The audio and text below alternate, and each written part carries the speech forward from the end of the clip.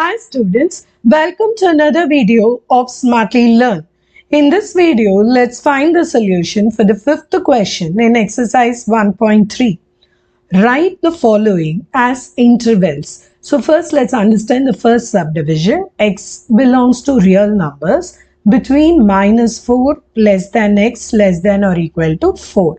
So if I have to write, the interval is between -4 and 6. So that is decided. But x is greater than -4. Actually, so this -4 is not the part of x value. So I put a simple bracket. Whereas x less than or equal to 6 is given. So in this side, I will put a square bracket. So this is the interval range for the first question. Now let's take up the second one. So here the interval range is going to be x belongs to R. The value is -12 less than x less than -10. So the interval is between -12 and -10.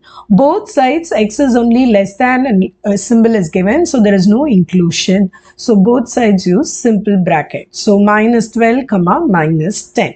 Now let's take up the third subdivision. So in the third subdivision, x belongs to R, 0 less than or equal to x less than 7. So the interval range is between 0 to 7. If you see in the 0 side, there is a less than or equal to. So which means I will place a square bracket here. Whereas in 7, it is just a less than symbol. So I will place a simple bracket in this case. Now let's take up the fourth subdivision. So in the fourth subdivision, x belongs to R, 3 less than or equal to x less than or equal to 4. So the interval range is 3 comma 4.